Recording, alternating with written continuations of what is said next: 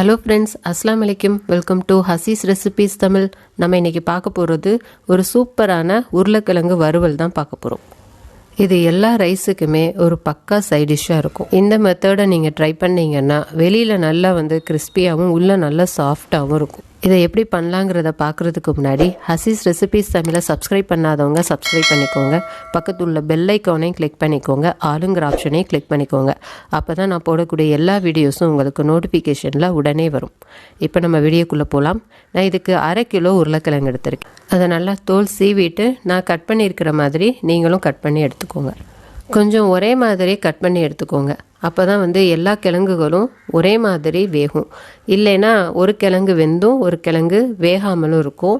அதனால் பார்த்து கட் பண்ணி எடுத்துக்கோங்க. வீடியோவை ஸ்கிப் பண்ணாமல் பாருங்கள் ஃப்ரெண்ட்ஸ். நான் சொல்லக்கூடிய சில விஷயங்கள் உங்களுக்கு யூஸ்ஃபுல்லாக இருக்கலாம். நீங்கள் ஸ்கிப் பண்ணி பார்த்தீங்க அப்படின்னா அது உங்களுக்கு புரியாமல் போயிடும். இதுபோல் எல்லா கிழங்குகளையும் நம்ம கட் பண்ணி எடுத்துக்கலாம். இப்போ எல்லா கிழங்குகளையும் கட் பண்ணி எடுத்தாச்சு. ஒரு சின்னதாக ப்ராசஸ் ஒன்று பண்ண போகிறோம். என்ன பண்ண போகிறோம் அப்படின்னா, நம்ம நார்மல் வாட்டர் இருக்குல்ல, அதில் நம்ம அந்த கிழங்கு எல்லாத்தையும் போட்டு ஒரு 10 நிமிஷம் விட போகிறோம். ஏன் அப்படி பண்ணுறோம் அப்படின்னா, அப்போ தான் அந்த கிழங்குல உள்ள ஸ்டார்ச் எல்லாம் ரிமூவ் ஆகி நம்ம ஃப்ரை பண்ணும் போது மேலே நல்லா கிறிஸ்பியாகவும் உள்ளே நல்லா சாஃப்டாகவும் நமக்கு கிடைக்கும். இப்போ நான் 10 நிமிஷம் ஆயிடுச்சு. நம்ம இந்த மாதிரி ஒரு ஃபில்டரில் நம்ம எடுத்துடலாம். நம்ம கிழங்கு ஃப்ரை பண்ணுறதுக்கு இரும்பு கடாய் தான் யூஸ் பண்ண போகிறேன். இரும்பு கடாயில் நம்ம செய்யும் போது நல்ல டேஸ்ட்டு கிடைக்கும். நீங்கள் ட்ரை பண்ணி பார்த்துட்டு சொல்லுங்கள் ஃப்ரெண்ட்ஸ். சட்டி சூடாயிடுச்சு. இப்போ நம்ம எண்ணெய் ஊற்றிக்கிடலாம்.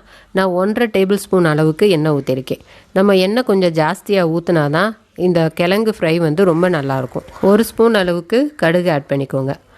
கடுகு நல்லா பொரிஞ்சதுக்கப்புறமேலு உளுந்து ஆட் பண்ணிக்கிடலாம். உளுந்து 1 ஸ்பூன். உளுந்து நல்லா பொரிஞ்சதுக்கப்புறமேலு கொஞ்சோண்டு கருவேப்பிலை. இப்போது கொஞ்சோண்டு பெருங்காயத்தூள் ஆட் பண்ணுறேன். ஒரு 1/2 ஸ்பூன் அளவு பெருங்காயத்தூள் கண்டிப்பாக நம்ம ஆட் பண்ணணும். அப்போ தான் நம்ம உருளைக்கிழங்கு நம்ம சாப்பிட்றதுனால ஏற்படக்கூடிய சில பிரச்சனைகள் இல்லாமல் இருக்கும். இப்போ 1/2 ஸ்பூன் மஞ்சள் தூள் ஆட் பண்ணிக்கலாம். இந்த மஞ்சள் தூள் ஆட் பண்ணுறதுக்கு முன்னாடி நம்ம கண்டிப்பாக ஸ்டவ்வை ஆஃப் பண்ணிடணும். ஆஃப் பண்ணிவிட்டு நம்ம 1 ஸ்பூன் மிளகாய்த்தூள், 1/2 ஸ்பூன் தனியாத்தூள் ஆட் பண்ணுறோம். நம்ம ஸ்டவ்வை ஆஃப் பண்ணாமல் நம்ம இதை ஆட் பண்ணோம் அப்படின்னா கண்டிப்பாக தீஞ்சு போகிறதுக்கு சான்சஸ் இருக்குது. அதனால் மறக்காமல் ஆஃப் பண்ணிடுங்க. இது எல்லாத்தையும் ஆட் பண்ணிவிட்டு நம்ம உருளைக்கிழங்க ஆட் பண்ணிக்கிடுவோம். இப்போ நம்ம ஸ்டவ்வை ஆன் பண்ணிக்கிடலாம். நல்லா மிக்ஸ் பண்ணிக்கோங்க. நம்ம ஏன் எண்ணெயில் மசாலா பொருட்களை ஆட் பண்ணோம் அப்படின்னா அப்போ தான் ஒரு நல்ல கலர் கிடைக்கும். மசாலா எண்ணெயில் வறுபடும் போது அந்த டேஸ்ட்டும் நமக்கு ரொம்ப நல்லாயிருக்கும். நான் உங்கள்கிட்ட ஒரு சின்ன டிப்ஸ் ஷேர் பண்ணுறேன். அது என்னென்னா, நம்ம ஸ்டவ்வில் 2 பர்னர் இருக்கும். பெருசு ஒன்று சிறுசு ஒன்று இருக்கும் இல்லையா. நம்ம இந்த மாதிரி இரும்பு கடாயை யூஸ் பண்ணி ஃப்ரை ஐட்டம் பண்ணும் போது நம்ம சின்ன பர்னரை யூஸ் பண்ணி நம்ம பண்ணோம் அப்படின்னா நமக்கு தீஞ்சு போகாமல் கரெக்டான டெம்பரேச்சரில் நமக்கு ஃப்ரை ஆகும். நமக்கு டேஸ்ட்டும் நல்லாயிருக்கும். நீங்கள் ட்ரை பண்ணி பார்த்துட்டு எனக்கு சொல்லுங்கள் ஃப்ரெண்ட்ஸ். இப்போ தேவையான அளவு உப்பு போட்டுக்கலாம். நம்ம உப்பு போட்டதுனால அதுலேருந்து கொஞ்சம் தண்ணி வரும். ஒரு 2 நிமிஷம் மட்டும் ஹை ஃப்ளேமில் வச்சுட்டு அப்புறம் நம்ம மூடி போட்டு மூடி வச்சிடலாம். இப்போ நம்ம அடிக்கடி மட்டும் திறந்து விட்டு நம்ம கிண்டி விட்டுக்கிறோம், இல்லைன்னா அடி பிடிச்சிரும். மூடி போட்டதுக்கப்புறமே நம்ம லோ ஃப்ளேமில் வச்சிடலாம். இப்போ திறந்து பார்க்கலாம். இப்போ நல்லா சூப்பராக வெந்திருக்கு பாருங்கள். நம்ம மிக்ஸ் பண்ணும் போதே ஒன்றோடு ஒன்று ஒட்டாமல் நல்லா வந்திருக்கிறது நமக்கு பார்த்தாவே தெரியுது. இப்போ இதுதான் சரியான பதம். இப்போ இந்த ஸ்டேஜில் நம்ம கொஞ்சோண்டு கருவேப்பிலை போடுறோம். ஏன் கருவேப்பிலை போடுறோம் அப்படின்னா நமக்கு அந்த ஃப்ளேவர் நல்லா இறங்கி நம்ம சாப்பிடும்போது நல்லாயிருக்கும். கருவேப்பிலை போட்டு ஒரு 2 நிமிஷம் நம்ம திரும்ப மூடி போட்டு வேக வைப்போம். 2 நிமிஷத்துக்கு அப்புறமேலு நம்ம ஸ்டவ் ஆஃப் பண்ணிக்கலாம். அப்போ தான் அந்த கருவேப்பிலுடைய ஃப்ளேவர் உருளைக்கிழங்குல நல்லா இறங்கி சாப்பிடும் போது ரொம்ப நல்லாயிருக்கும்.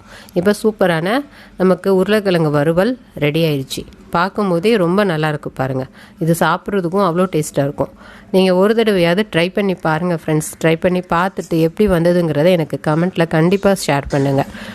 இந்த வீடியோவில் நான் ஷேர் பண்ண சின்ன சின்ன விஷயங்கள் உங்களுக்கு யூஸ்ஃபுல்லாக இருக்கும்னு நான் நம்புகிறேன்.